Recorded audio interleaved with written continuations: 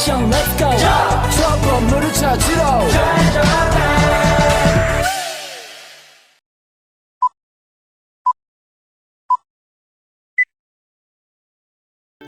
Assalamualaikum warahmatullahi wabarakatuh.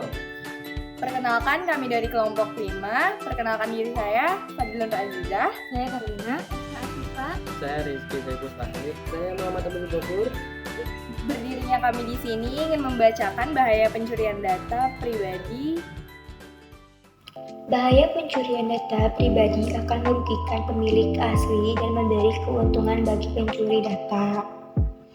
1. Penipuan atau pinjam online. Bahaya pencurian data pribadi adalah bisa disalahgunakan untuk penipuan atau pinjam online yang dilakukan secara ilegal. Pencurian data pribadi akan berpura-pura sebagai pemilik data sejumlah uang yang nantinya akan dibebankan kepada pemilik identitas sebenarnya. Adanya bahaya pencurian data pribadi ini pasti akan sangat merugikan korban secara finansial. Selain itu, hanya pencurian data pribadi secara tidak langsung akan menimbulkan ketakutan psikologis bagi korban. Inilah mengapa menjaga keamanan data pribadi sangatlah penting. 2. Membobol rekening bank adalah bahaya pencurian data pribadi adalah bisa disalahgunakan untuk membobol rekening bank sang pemilik identitas pribadi sebenarnya. Korban dengan masalah demikian akan dikelabui dengan manipulasi secara sosial. Ancaman dari bahaya pencurian data pribadi di dunia lain disebut sebagai phishing. Pencurian data pribadi akan dilakukan pelaku dengan mengirim email disertai dengan pesan genting atau manipulatif supaya korban memberikan data pribadi dan informasi layanan bank pada suatu link atau lampiran. 3. Membobol dompet digital. Tak hanya sekedar membobol rekening bank, sudah banyak kasus bagaimana bahaya pencurian data pribadi untuk membobol dompet digital. Modusnya, pelaku akan meminta pemilik identitas asli mengirim kode OTP atau bisa disebut one-time password untuk mengakses dompet digital korban atau otoritas transaksi seperti OVO, GoPay, ShopeePay, Dana, dan lain sebagainya. 4. Keperluan telemarketing. Bahaya pencurian data pribadi adalah beresiko menjadi target telemarketing atau iklan.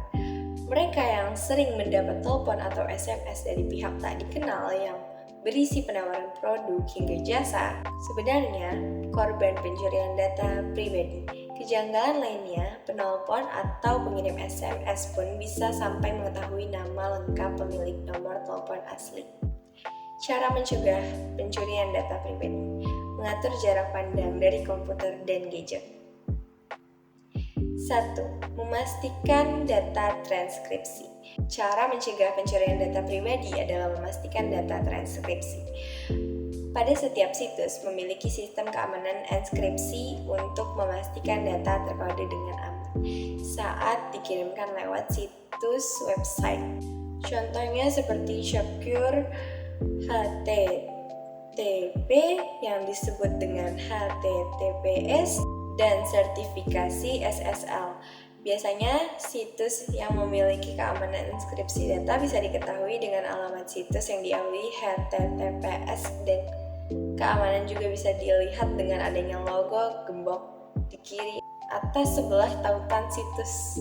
Berhati-hatilah saat menggunakan jaringan Wi-Fi. Cara mencegah pencurian data pribadi adalah berhati-hati saat menggunakan jaringan Wi-Fi, terutama ketika menggunakannya di tempat umum dan tak sengaja menemukan Wi-Fi yang bisa diakses secara gratis. Jaringan Wi-Fi demikian bisa disalahgunakan oleh orang yang tidak bertanggung jawab untuk mencuri data pribadi. Mereka akan menggunakan akses poin palsu. Jika pemilik asli login, maka data pribadinya akan tercuri. Maka dari itu, cara mencegah pencurian data pribadi adalah hindarilah proses poin yang berpotensi meminta username, password, dan informasi pribadi lainnya. Buat kata sandi atau password yang sulit ditebak. Cara mencegah pencurian data pribadi adalah membuat kata sandi atau password yang sulit ditebak. Hal ini sangat penting dalam akses login atau masuk di internet. Pastikan sudah menghindari penggunaan kata sandi menggunakan tanggal lahir ataupun nama. Jika perlu, cara mencegah pencurian data pribadi adalah mengganti kata sandi setiap 3 bulan sekali. Mode incognito untuk berselancar. Cara mencegah pencurian data pribadi adalah menggunakan mode incognito, penyamaran untuk berselancar di internet. Saat ini sudah banyak browser canggih dengan mode ini. Di dalam mode incognito berguna sebagai cara mencegah pencurian data pribadi. Dikarenakan perekaman data ketika browsing atau berselancar telah dimatikan. Browser tidak akan terekam alamat situs dan laman yang telah dikunjungi. Begitu pula browser tidak dapat merekam data pribadi seperti nama pengguna untuk login, password, cache, dan cookies dari situs web yang dikunjungi. Cara pencegahan pencurian data pribadi ini penting dilakukan ketika mengakses situs-situs berbahaya. Sekian penjelasan dari kami, kurang lebihnya mohon maaf. Wassalamualaikum warahmatullahi wabarakatuh.